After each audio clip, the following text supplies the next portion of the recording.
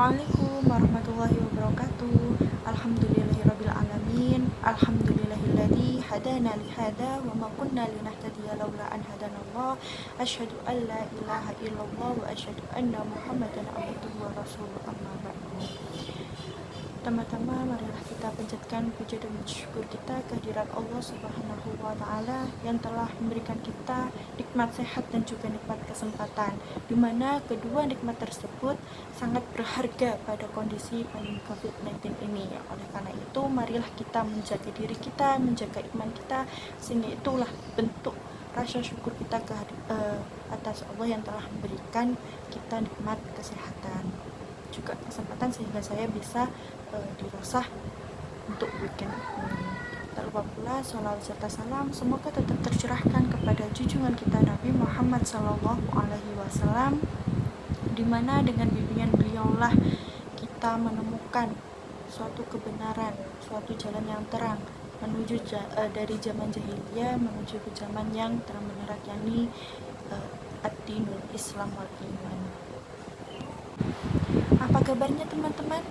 Saya berharap semoga kita semua dalam lindungan Allah Subhanahu wa taala, diberikan kesehatan, diberikan kebahagiaan dan dicukupkan rezekinya. Amin amin ya rabbal alamin. Pada weekend kali ini, pada dirasa kali ini ya, kita akan membahas barang siapa yang berbuat kebaikan dia akan memanen kemudahan. Perbuatan kebaikan adalah perbuatan yang harus bisa kita istiqomahkan di setiap harinya. Berbuat baik kepada diri sendiri, berbuat baik kepada orang tua kita, tetangga kita, saudara-saudara kita, maupun kepada hewan dan tumbuhan. Karena Allah telah menciptakan kita sebagai khalifah di muka bumi ini, yang artinya Allah telah mempercayakan kita sebagai pemimpin di muka bumi ini untuk memelihara dan menjaga bumi ini agar tetap bisa bermanfaat bagi diri kita maupun bagi banyak orang, terutama bagi agama kita.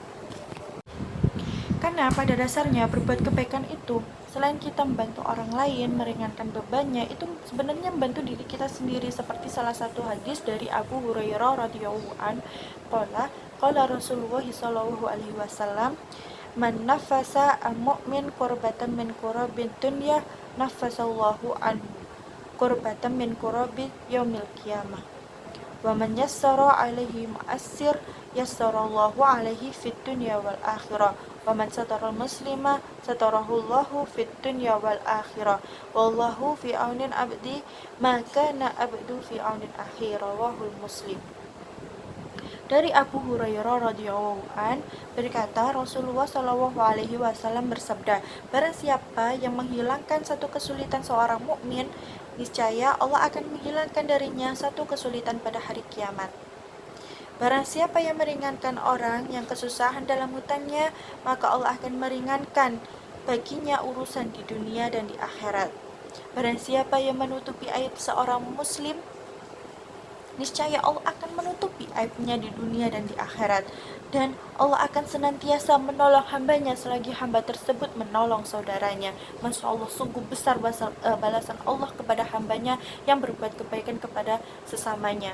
Oleh karena itu, janganlah kita berat hati atau secara terpaksa dalam berbuat kebaikan, atau ketika kita berbuat kebaikan menuntut balasan, menuntut imbalan dari seorang tersebut.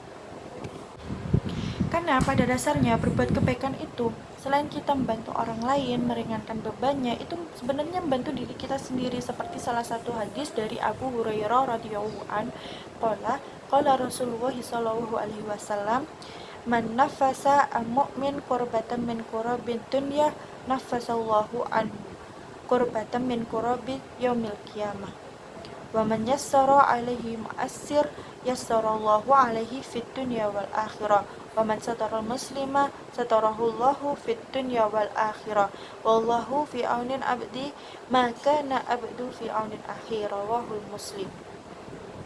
Dari Abu Hurairah radhiyallahu an berkata, Rasulullah shallallahu alaihi wasallam bersabda, barang siapa yang menghilangkan satu kesulitan seorang mukmin, niscaya Allah akan menghilangkan darinya satu kesulitan pada hari kiamat. Barang siapa yang meringankan orang yang kesusahan dalam hutangnya, maka Allah akan meringankan baginya urusan di dunia dan di akhirat.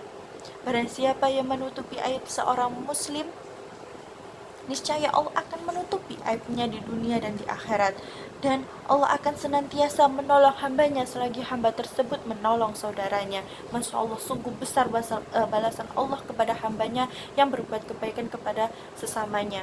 Oleh karena itu, janganlah kita berat hati atau secara terpaksa dalam berbuat kebaikan, atau ketika kita berbuat kebaikan, menuntut balasan, menuntut imbalan dari seorang tersebut.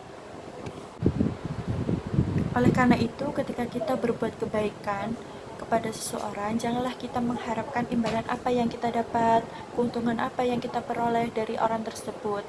Boleh mengharapkannya, akan tetapi ingat bahwa balasan Allah itu jauh lebih baik, jauh lebih besar dari apa yang kita bayangkan.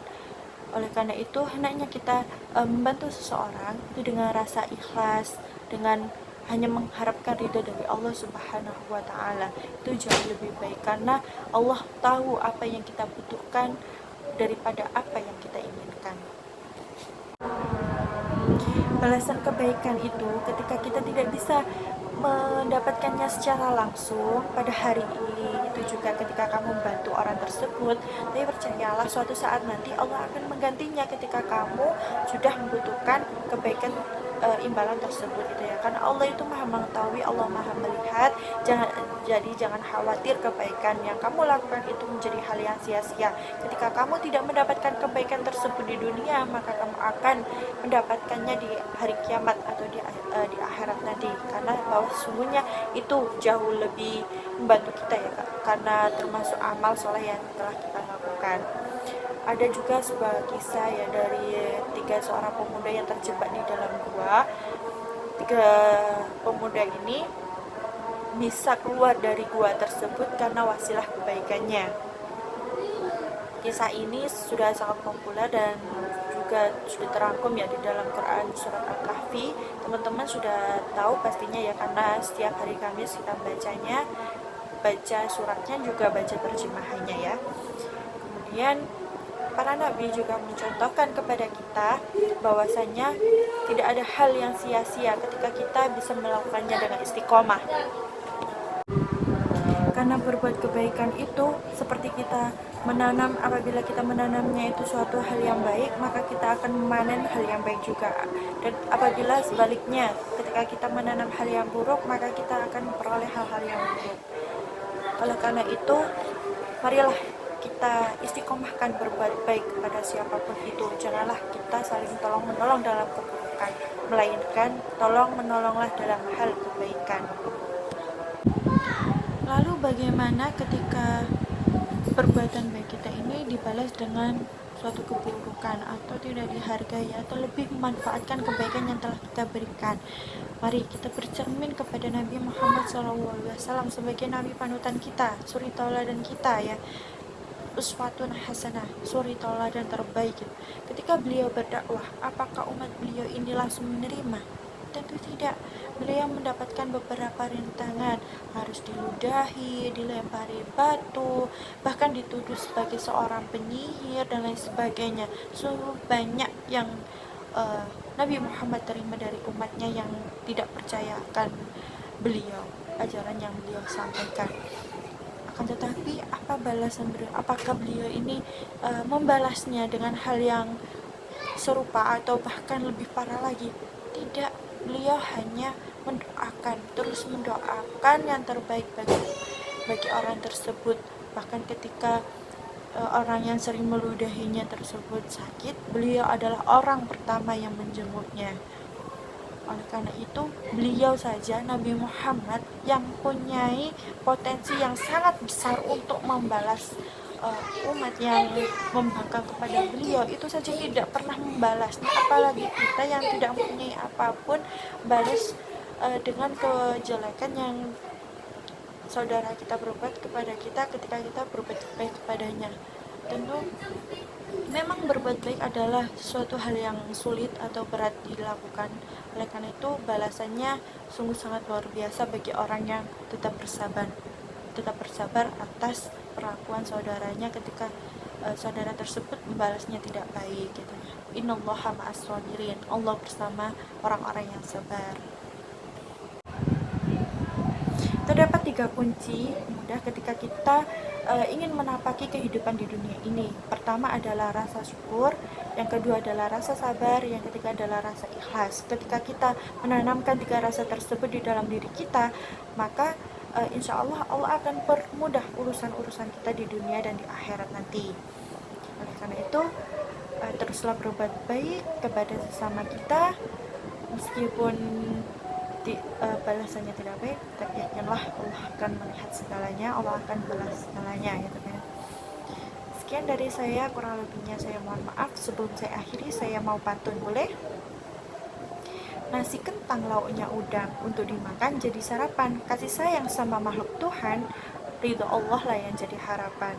Sekian dari saya, billahi taufiq wal hidayah, fastabiqul khairat. Wassalamualaikum warahmatullahi wabarakatuh. Selamat jumpa di weekend selanjutnya.